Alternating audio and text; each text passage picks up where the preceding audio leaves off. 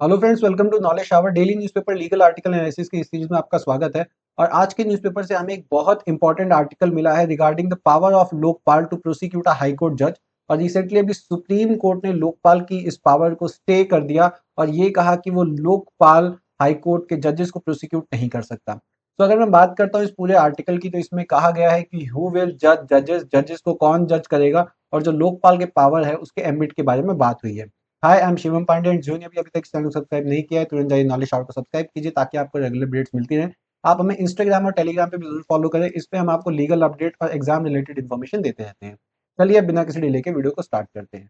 तो अगर मैं बात करता हूँ यहाँ पे, तो सुप्रीम कोर्ट ने स्टे कर दिया लोकपाल के ऑर्डर को, जिसमें वो हाई कोर्ट के जजेस को प्रोसिक्यूट करने की बात कर रहा था। और इसके पीछे सुप्रीम कोर्ट ने कुछ रीजंस दिए हैं। देखिए, सुप्रीम कोर्ट ने कहा है कि आप जजेस को क्रिटिसाइज तो कर सकते हैं, लेकिन इंडिपेंडेंस ऑफ जुडिशरी बनी रहे, इसलिए ये बहुत जरूरी है कि वो कहीं से भी एग्जीक्यूटिव के हाथों में ना जाए। अब अगर मैं लोकपाल की बात करता हूं, तो लोकपाल एक इंडिपेंडेंट स्टेटरी बॉडी है, लेकिन ये बॉडी कॉन्स्टिट्यूट की जाती है एक एग्जीक्यूटिव मेंबर बॉडी द्वारा। इसलिए ये बहुत जरूरी है कि इसको लोकपाल के बाहर रखा जाए, और अगर लोकपाल द्वारा इस पे कोई इन्वेस्टिगेशन करनी है तो उसके लिए prior chief justice of India की परमिशन ली जाए। अब देखिए पूरा मामला क्या होता है, ये पूरा मामला यहाँ पे एक्सप्लेन कर रखा है। अब सबसे पहले हम बात कर रहे हैं कंप्लेंट अगेंस्ट जजेस की, जो इस न्यूज़पेपर में दे रखा है। देखिए इसमें ये दे रखा है कि सेक्शन 77 ऑफ आईपीसी, जो अब सेक्शन 15 हो गया है बीएनएस, दैट इज भारतीय न्याय संहिता का। एज पर दिस सेक्शन, जजेस को आप उनके लेजिस्लेटिव फंक्शन, मतलब इट स्टेट्स दैट जजेस cannot be charged with an offense if the allegation is related to the exercise of his official duty। अगर जजेस की ऑफिशियल ड्यूटी जो वो कर रहे हैं, अगर आप उसके लिए उन्हें प्रोसिक्यूट करना चाहते हैं तो ये अलाउड नहीं है। और जजेस को उनके ऑफिशियल ड्यूटी के लिए कभी भी आप प्रोसिक्यूट नहीं कर सकते, स्पेशली क्रिमिनल प्रोसिक्यूशन तो नहीं कर सकते। ऐसा इसलिए किया गया है ताकि इंडिपेंडेंस बनी रहे, और कहीं से भी जजेस हरास्ड फील ना करें कि आपने किसी नेता के अगेंस्ट अगर फैसला सुना दिया तो आपके चांसेस हो सकते हैं कि आपको प्रोसिक्यूट कर लिया जाए। तो इसलिए प्रोविजन बहुत इंपॉर्टेंट है। सुप्रीम कोर्ट ने इस पर्टिकुलर चीज में एक extra layer of protection add कर दी थी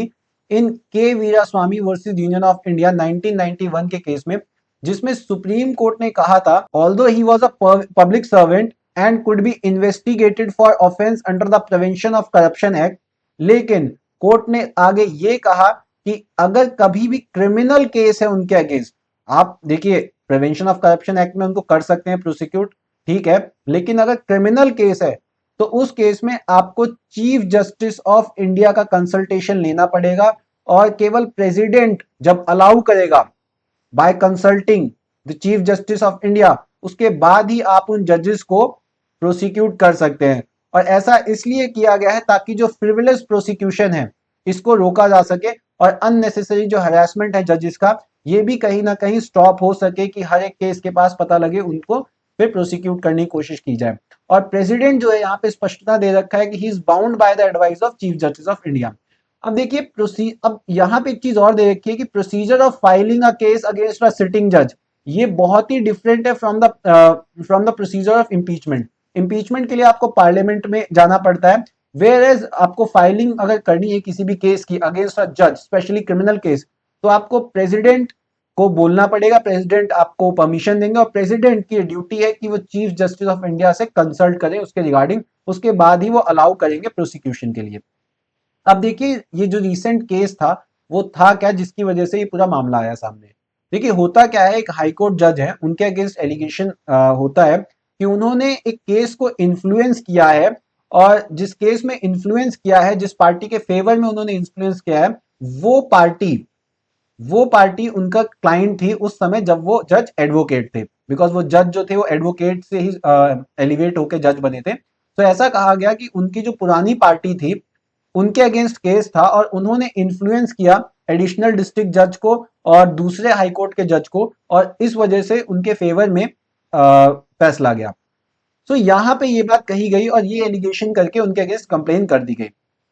अब देखिए यहाँ पे बात क्या आती है, the Lokpal order only deals with whether it has the power to hear a case against high court जज एंड नॉट द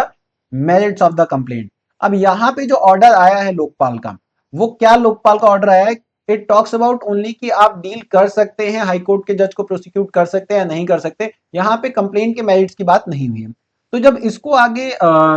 हम देखते हैं तो इसमें देखते हैं कि जो लोकायुक्त एक्ट है ये क्या कहता है कि आप किसी भी पब्लिक सर्वेंट को प्रोसिक्यूट कर सकते हैं, उसके अगेंस्ट आप इंक्वायरी कर सकते हैं, चाहे वो भारत में रहता हो या भारत के बाहर रहता हो। अब यहाँ पे पब्लिक सर्वेंट की डेफिनेशन भी दे रखी है section 14 of this Lokayukta act, और इसमें ये कहा गया है कि कोई भी पर्सन जो चेयरपर्सन हो या मेंबर हो किसी भी ऑफिस का या और employ in any autonomous body, उन सबको बेसिकली जो भी establish by the act of parliament और होली और पार्शियली फाइनेंस्ड बाय सेंट्रल और स्टेट गवर्नमेंट और कंट्रोल्ड बाय इट, उन सबको पब्लिक सर्वेंट की तरह हम मानेंगे और पब्लिक सर्वेंट को प्रोसिक्यूट कर सकते हैं लोकपाल और लोकायुक्त, ये चीज कही गई है। लेकिन अब एक जजमेंट था, एक प्रीवियस जजमेंट है लोकपाल का ही, जिसमें यह कहा गया था कि जो सुप्रीम कोर्ट के जजेस हैं उनको आप प्रोसिक्यूट नहीं कर सकते, और ऐसा उन्होंने इसलिए कहा बिकॉज यहाँ पे पब्लिक सर्वेंट की डेफिनेशन में दे रखा है कि कोई भी एक्ट ऑफ द पार्लियामेंट से अगर गवर्न हो रहा है। तो देखिए जो सुप्रीम कोर्ट है ये आर्टिकल 124 ऑफ इंडियन कॉन्स्टिट्यूशन द्वारा स्टैब्लिश हुआ है, इसलिए एक्ट ऑफ द पार्लियामेंट से तो स्टैब्लिश नहीं हुआ, इसलिए आप उनको प्रोसिक्यूट नहीं कर सकते हैं। लेकिन उन्होंने इस केस में ये रीजनिंग दी कि जो हाई कोर्ट है, कई सारे ऐसे हाई कोर्ट हैं जिनको हाई कोर्ट एक्ट 1861 से बनाया गया है और गवर्नमेंट ऑफ इंडिया एक्ट 1935 से ही बनाया गया है, और as per general clause act 1897 जितने भी एक्ट हैं, चाहे वो हाई कोर्ट एक्ट 1861 हो या गवर्नमेंट ऑफ इंडिया एक्ट 1935 हो, आजादी के बाद उन सबको हम ये मानेंगे कि वो एक्ट ऑफ द पार्लियामेंट है, ये हम मानेंगे, और इसी के तहत हम ये कह रहे हैं कि हम हाई कोर्ट के जजेस को प्रोसिक्यूट कर सकते हैं। लेकिन अब कोर्ट ने, सुप्रीम कोर्ट ने क्या किया, के वीरास्वामी जो है उनकी जजमेंट को अप्लाई किया और उन्होंने ये कहा कि आपको जो हाई कोर्ट के जजेस हैं उनको प्रोसिक्यूट करने की बात बहुत ही कॉशियसली करनी है, एंड वो इसलिए करनी है ताकि इंडिपेंडेंस ऑफ जुडिशरी मेंटेन रहे और अननेसेसरी हरासमेंट ना हो उनका, और अगर आपको कोई भी इन्वेस्टिगेशन करनी है उनके अगेंस्ट तो आपको प्रेसिडेंट के चैनल के थ्रू ही जाना पड़ेगा और प्रेसिडेंट सीजीआई को कंसल्ट करेंगे और उसके बाद ही आप उनका प्रोसिक्यूशन कर सकते हैं। अब देखिए इसमें लोकपाल और लोकायुक्त की बहुत बात आई है। तो लोकपाल और लोकायुक्त की अगर मैं बात करूं तो ये स्टैब्लिश हुए थे by Lokpal and Lokayukta act 2013, और ये एक स्टेटरी बॉडी है, आप इंडिपेंडेंट स्टेटरी बॉडी कह सकते हैं इसे, इसका कोई कॉन्स्टिट्यूशनल स्टेटस नहीं है but it's a statutory body, और ये फंक्शन करता है as a ombudsman, it functions as a ombudsman, और ये इंक्वायर करता है into the allegation of corruption against public functionaries, इसकी बात ये करता है। अब अगर मैं बैकग्राउंड की बात करूं कि इनका फॉर्मेशन कैसे हुआ है, तो 1809 में पहले ओम्बड्समेंट एक इंस्टीट्यूशन की एस्टैब्लिशमेंट हुई, कहां पे, स्वीडन में। तो सबसे पहले ओम्बड्समेंट स्टार्ट हुआ स्वीडन में। 20th सेंचुरी में जो ओम्बड्समेंट का इंस्टीट्यूशन है बेसिकली ये कई सारी और जगहों पे भी डेवलप हुआ, और सेकेंड वर्ल्ड वॉर के बाद तो और ज्यादा ग्रो होने लग गया। न्यूजीलैंड, नॉर्वे इन्होंने अडॉप्ट किया स्वीडन के बाद 1962 में, और उसके बाद आप ये कह सकते हैं वायाट रिपोर्ट ऑफ 1961, इसके थ्रू ग्रेट ब्रिटेन ने भी अडॉप्ट किया institution of the ombudsman. Then afterward Mauritius, Singapore, Malaysia, India, इन सब जगहों पे 1966 तक इसको अडॉप्ट किया गया। गोवाना जो है पहला डेवलपिंग नेशन बना जिसने 1961 में इसको अडॉप्ट किया। सो अब जब हम बात करते हैं भारत की, तो भारत में पहली बार ये प्रपोज किया था अशोक कुमार सेन ने, जो उस समय के तत्कालीन लॉ मिनिस्टर थे 1960 में, और ये पार्लियामेंट में इंट्रोड्यूस किया गया था। लोकपाल और Lokayukta, this term was coined by doctor LM. Singhvi, very important, और 1966 में फर्स्ट एडमिनिस्ट्रेटिव रिफॉर्म कमीशन ने रिकमेंड किया था टू इंडिपेंडेंट अथॉरिटीज का, एक स्टेट लेवल पे और एक सेंट्रल लेवल पे, इन दोनों लेवल पे उन्होंने कहा था कि बननी चाहिए। 66 में क्या होता है, लोकपाल बिल 68 में पास किया जाता है लोकसभा में, बट हाउस का डिसोल्यूशन हो जाता है, इसलिए वो बिल लैप्स कर जाता है। 2011 तक 8 बार कोशिश की गई कि इस बिल को पास किया जाए, परंतु ये पास नहीं हो पाया और बार बार लैप्स हो रहा था। देन 2005 की जब हम बात करते हैं तो सेकेंड एडमिनिस्ट्रेटिव रिफॉर्म कमीशन, जो it was chair by Veerappa Moily, उन्होंने भी रिकमेंड किया कि ऑफिस ऑफ लोकपाल होना चाहिए और बिना किसी डिले के उसको आप स्टैब्लिश कीजिए। 2011 में फाइनली गवर्नमेंट एक ग्रुप ऑफ मिनिस्टर्स बनाता है which was chair by Pranab Mukherjee, और लोकपाल के स्टैब्लिशमेंट की बात होती है और लोकपाल बिल लेके आया जाता है। सो इंडिया अगेंस्ट करप्शन का जो मूवमेंट है उसने बहुत बड़ा रोल प्ले किया, जिसको लीड अन्ना हजारे ने किया था। तो उसके बाद क्या होता है कि लोकपाल बिल पास किया जाता है दोनों हाउसेस से 2013 में, और 1 जनवरी 2014 को प्रेसिडेंट की असेंट उसको मिलती है, और 16 जनवरी 2014 को ये एनफोर्स हो जाता है। अब जब हम लोकपाल की बात करते हैं तो देखिए it consist of a chairperson and 8 members, जिसमें से 50% मेंबर जुडिशियल होने चाहिए, 50% जुडिशियल मेंबर होने चाहिए, साथ के साथ 50% ऑफ द टोटल मेंबर, कम से कम 50% ऑफ द टोटल मेंबर ये SC ST OBC minorities and women होने चाहिए। ये आपकी एलिजिबिलिटी क्राइटेरिया ऑफ लोकपाल, और ये सारी चीजें दे रखी है कि सिटिंग और रिटायर्ड जज, सिटिंग और retired chief justice of India या जज ऑफ सुप्रीम कोर्ट जो है वो चेयरमैन बन सकते हैं। जुडिशियल मेंबर सिटिंग और रिटायर्ड जज ऑफ सुप्रीम कोर्ट और chief justice of high court ये बन सकते हैं। एमिनेंट मेंबर्स की बात कही गई है कि 25 ईयर्स का एक्सपीरियंस होना चाहिए स्पेशल फील्ड में। देन एज दे रखी है, ये सारे आप देख सकते हैं पैरामीटर्स क्या क्या जरूरी है लोकपाल बनने के लिए।